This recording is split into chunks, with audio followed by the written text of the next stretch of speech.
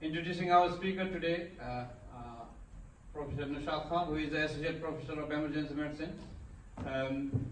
He is a consultant in emergency medicine. He is also the director of this international program, which he is going to talk about. And I'm pretty sure you'll enjoy his talk today. Thank you very much, Naushad, your floor. So these are the contents I'm going to include in the presentation. First one is what is a brain drain and the brain waste. What is the workforce crisis we are facing nationally and locally? What is the NHS improvement, NHS Department of Health and the Royal Colleges, they are talking about the workforce. The last one is what is our strategy and how we are different from those, and Doncaster Royal and the QMET. Now, I know this is a very good, very stimulating presentation, so there might be so many questions will jump up. So you can, it's like you hold the bladder, until you reach the destination when you are in the right. So then when you reach there, you can ask the questions, so there will be opportunity for the questions. Definitely, I will be able to answer that, I'm sure. I think Prakash also here. Right, there are 40 countries in the world. They are producing the doctors. They are poor countries. Low-income countries. They are using their public money in producing the doctors, like India, Pakistan, Sri Lanka, Nepal, Bangladesh, many countries. And the developed countries, they are taking those doctors for the workforce problem. Roughly around 6 to 8% of the doctors are moving. Only 5 countries contributing more. If you see that, the UK, USA, Australia, Canada, and Germany, these are the 5 countries. They are taking 90% of the doctors on this process. We call this process as a brain drain, medical force brain drain. Now, there are so many publications. There's a clear evidence is there. This has been there for last 40, 50 years. This is one of the publications, one of the author has named as a brain robbery. I would agree with that, because we are taking without their wish. Developing world, they have a fewer number of doctors, but still we are taking. There's another publication, if you see that, and the doctors brain drain to UK impact on developing countries' healthcare system. Some of the countries, they are struggling a lot, still they are giving more problem for them. There's another problem coming now, because after taking these doctors, we are thinking all those doctors are with us. Unfortunately, they are moving somewhere else. So, they are not useful for those countries, at the same time not useful for us. Doctors are moving from developing country here, get the training, moving to some other countries like USA, New Zealand, Canada, Australia, Dubai, these countries. So we call it as a brain waste. There's another publication has been published. In 2004, the UK has saved around 103 million by importing the doctors from Ghana. The Ghana is struggling a lot. Still, we were saving the money from them. It's like this. Someone is sitting there, we are stealing the coat and go and ask, how are you feeling? Do you feel cold? Then we offer a small blanket or something. It's not good. It's continuously, it's happening. The WHO has identified this problem. It's on the spotlight now at the moment. In 2010, they published a document called the Global Code of Practice on International Recruitment of Health Personnel. So there's a code of practice. Still, we are unable to do anything. We are continuously doing the things. Now there are 2 important questions you might ask. Why can't they stop? Why can't in the UK, like countries, developed countries, they stop this process? The second question is, the migrated doctors to developed countries, why can't they return to their home nation? There are 2 questions. Very simple questions, the very complicated answers. The first question, if you want to answer that, you have to understand, and we have to understand the medical workforce in our UK system and other developed countries. In our UK system, there are 2 categories of doctors. The first one is CCT trainees, our usual training pathway. The second one is non-consultant and non-training pathway. So these doctors, the second category, they will not reach as a consultant most of the time. It is not a small number. The 40%, roughly around 43,143 doctors. 20,000 doctors are on the SAS grade. The rest of the 23,000, they are nowhere. So these doctors, they are the clear evidence is there. GMC has published. There are so many other publications are there. They're becoming de-skilled over the period of time. We totally depend on these doctors for our workforce. You can't stop taking. If you stop taking, what will happen? NHS will collapse. So that I answered the first question, why can't we stop? The second question is, now, this has been published in Ireland, not in England. The Ireland situation is better than us. They depend on only 23%. We depend on 40%. Now, when they come there, they did a research, basically. They asked the question from different doctors. They are really, the answers, you can see the response. They are thinking like, we are losing our skills and, very bad experience. The similar kind of experience in the UK as well. You can read that, what they have written. We are just bringing them to give them hard work. Non-European doctors keeping the system running, very sad stories are there.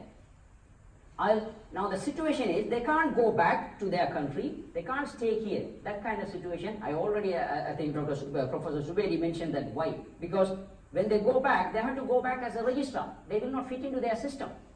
Their colleagues, the same batchmates, they will be somewhere higher. So they can't go and work as a registrar, first thing. Second thing is, they already lost the job. So they can't go back. They were working in the government setup.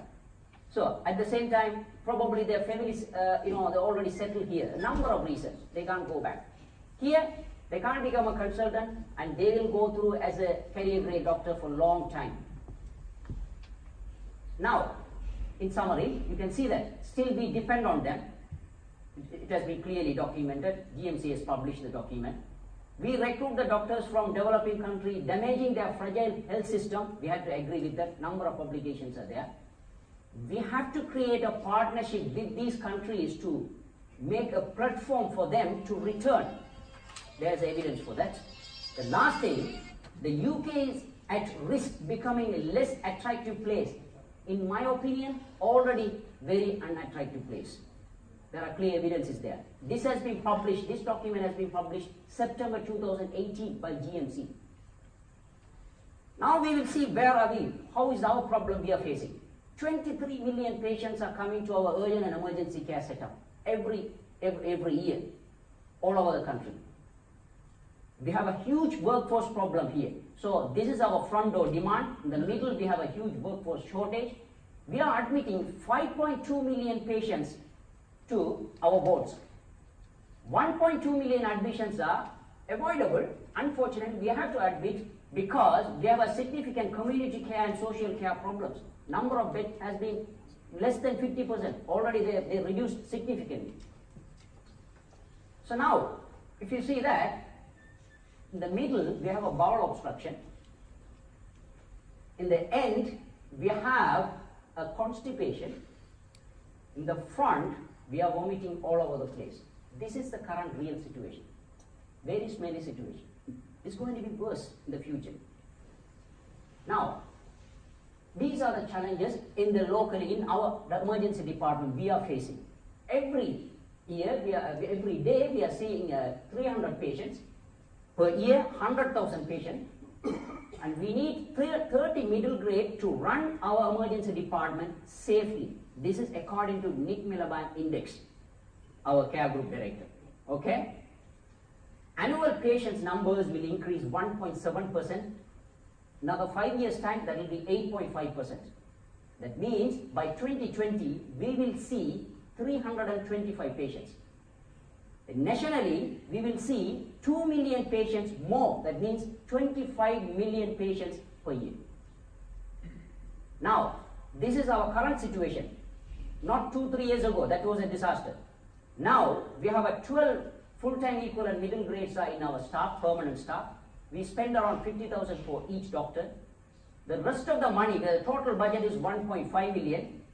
We are spending around 600,000 for these doctors. The rest of the money going to recruit the locum doctors. Each doctor costs around 125,000 pounds. So we need 17 doctors, but we are recruiting 7 doctors because they are expensive. Every single day, we are running our emergency department 37% workforce shortage. This calculation from our care group director's number, Nick Miliband Index, we call. So we are playing the cricket with 7 players. Just it's a cricket country, so that we needed 11 players to play. Okay, we are playing with the 7 players. It's difficult. There will be sixers and boundaries. Number of publications have been published all over the place. NHS England, NHS Improvement, Royal College of Emergency Medicine. This is a beautiful last document they published in July. Facing the fact, shaping the future. We are planning up to 2027. That is the latest document in July. There's a funny thing coming in a minute. In these publications, they mention that these are the points. We're going to concentrate these 7 areas. First one is NHS one, all these 7 areas. I'm going to go through very quickly. A beautiful 111 service will be introduced that will be revolutionized. According to their dream, you will take a mobile phone, you will tap it, you will be connected to the GP, you will be able to go and see the GP in their dream. The second one, the application will be available online and the mobile phone as well. 15,000 GPs will be recruited. Already they failed. They simplify the confusing places like an urgent care center, minor injury unit, walking center. To be honest, I'm confused sometimes. They want to make it as a single place. They want to call it as a urgent treatment center. 150 urgent treatment centers will be formed all over the country. That will be integrated with the local emergency department. They are telling they will go to that center, they will talk to them, then they will send the patient to the emergency department. If something happened like that, oh my goodness, I will be happy. Other services will be integrated with the emergency department like ambulance services. They will see and treat, hear and treat. That means they will go home, see the patient there, and they will hear the patient there, they will treat from there. According to their calculation, 3 million patients will be treated by ambulance group. Number of mental health specialists will be created. 81 mental health services will be created all over the country. I don't know where are they going to bring them. Which country they are importing, I have no idea. Pharmacy service will be integrated with the emergency department. In summary, they will reduce the front door demand by 10 million patients. According to their calculation, in the future we will see only 30 million patients, not 23 million patients. Simple as that. It's a dream. Okay, I love that. Now, the workforce point of view. Medical undergraduate take will be increased by 1,500 by 2019. You have to remember, they will become a middle grade doctor by 2030. Middle grade doctor, they are the backbone of the emergency department. Another 300 additional emergency medicine training post will be created by 2020. They will become a middle grade doctor by 2024. ACP, ANPs, ENPs, physician associate, around 3,200 qualified physician associate will be there by 2019. They are very good alternative workforce. I don't deny that. But they are not equal to middle grade like a tier 4 level. They will be equal to tier 3 or tier 2. 81 mental health specialists will be co-integrated, integrated around the emergency department. I like this one because emergency medicine consultant going to get so many mental health problems. They can go and see them directly. Okay? So, in simply 3 into 5, not 15, according to them it's 35.